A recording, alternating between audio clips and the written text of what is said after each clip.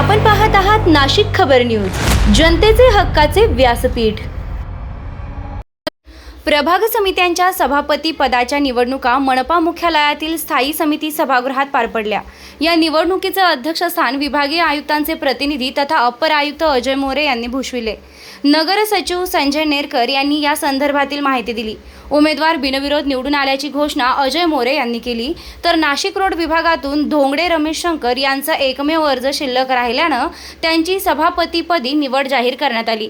निवड झाल्यानंतर नव्या प्रभाग सभापतींचा सत्कार महापौर हिमगौरी आहेर आडके, उपमहापौर विलास शिंदे, स्थायी समिती सभापती मच्छिंद्र सानप, मनपातील गटनेते, पदाधिकारी आणि नगरसेवक यांच्या उपस्थितीत करण्यात आला। शिवसेना गटनेते अजय बोरस्ते यांनीही अभिनंदन केलंय। ही निवडणूक प्रक्रिया सुरळीत पार पाडण्यासाठी नगर सचिव संजय नेरकर, सहाय्यक नगर सचिव मुकेश बैरागी, किशोर कोठावळे, राजू वर्मा, अजय शिरसाट, सचिन निगळ। सर्वप्रथम आमचे शिवसेनेचे मुख्य नेते आदरणीय एकनाथजी शिंदे साहेबांच्या जो माझ्यावर विश्वास ठेवला, त्या विश्वासावर मी मागे बी स्थायी समिती सभापती असताना एक चांगलं काम नाशिक शहरामध्ये मी उभं केलं होतं।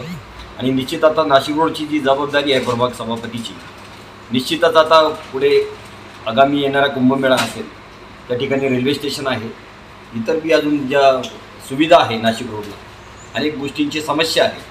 आम्ही त्या ठिकाणी नाशिक रोड प्रभागाच्या सर्व पक्षीय नगरसेवक एकत्र राहून त्या ठिकाणी नाशिक रोडच्या प्रभागाचा विकास आणि सर्व महत्त्वाचे गांभीर्याची गोष्ट म्हणजे रेल्वे स्टेशन त्या ठिकाणी आहे।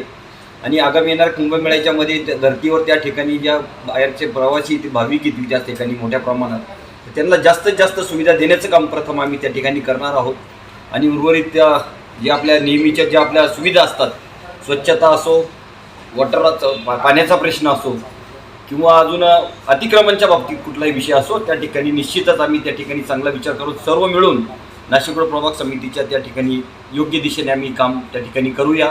या सर्व नाशिक शहरातील आमचे गटनेते अजयदादा बोरस्ते, आमचे उपमहापौर विलासअण्णा शिंदे, तसेच आमचे नांदगावचे आमदार व शिवसेनेचे आमचे संपर्क प्रमुख सुहासअण्णा कांदे व सर्व शिवसेनेचे आमचे सहकारी, सर्व नगरसेवक, सर्व पदाधिकाऱ्यांचं मी मनापासून त्यांचं मी अभिनंदन करतो।